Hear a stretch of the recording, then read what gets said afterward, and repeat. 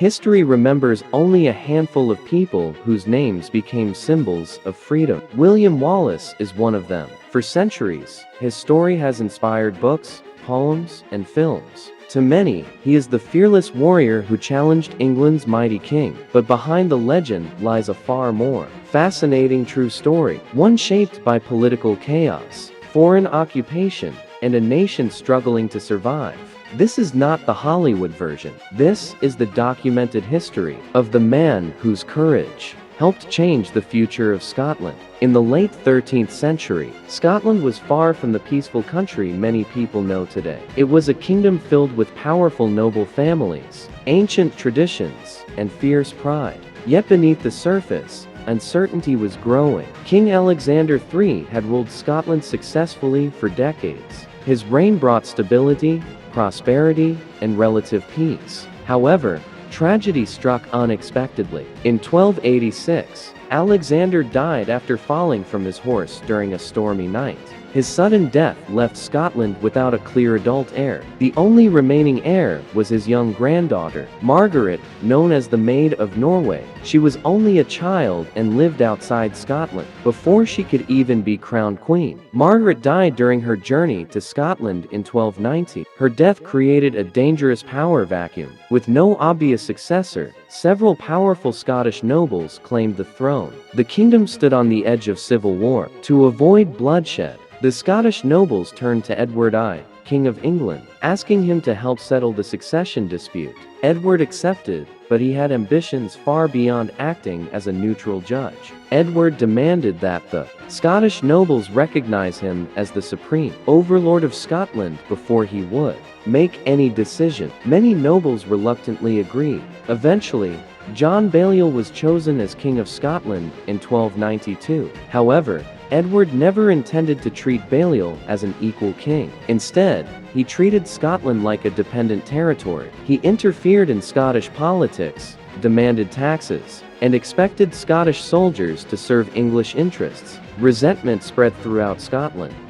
Many Scots believed their kingdom was slowly losing its independence. It was during this tense period that William Wallace entered history. The exact year of Wallace's birth remains uncertain. Most historians believe he was born around 1217 near Elderslie in Renfrewshire, although some historical sources suggest Ayrshire as his birthplace. Even his family background is debated. Many historians identify his father as Sir Malcolm Wallace, a minor Scottish knight and landowner. Others believe his father may have been Alan Wallace. Although historians continue to debate these details, one fact is clear. William Wallace grew up in a Scotland that was becoming increasingly dominated by England. Unlike many noble children, Wallace probably did not spend his youth preparing for life at a royal court. Instead, he likely received a practical education through local clergy. Several historical traditions suggest he learned Latin and French,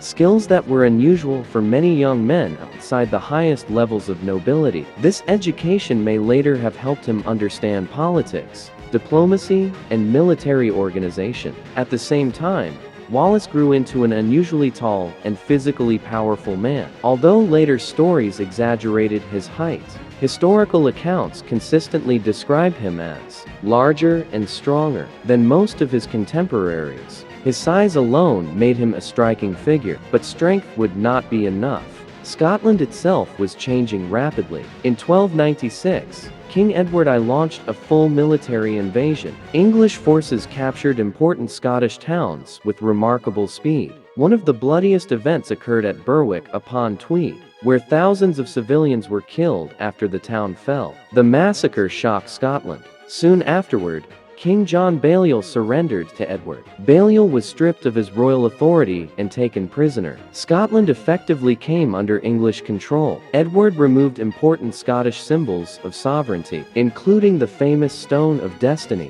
which had been used for centuries during Scottish coronations. He transported it to Westminster Abbey in England. For many Scots, this was more than political conquest. It was a direct attack on their national identity. English officials replaced Scottish leaders across much of the country. Heavy taxation increased. Military garrisons appeared in strategic castles. Resistance began to grow. Some Scottish nobles accepted English rule. Others secretly prepared to fight.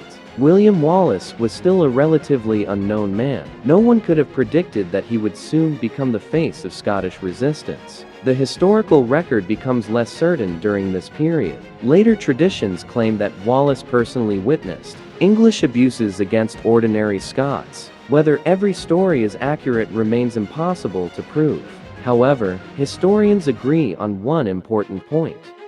By 1297, Wallace had become actively involved in armed resistance against English authority. His name began appearing in official English records not as a nobleman or politician, but as a dangerous rebel. Those records would soon describe a man who transformed from an unknown fighter into one of the greatest symbols of freedom in Scottish history. But that transformation had only just begun. In Part 2, William Wallace steps out of the shadows, launches his rebellion against English rule, and begins the extraordinary journey that will change the history of Scotland forever.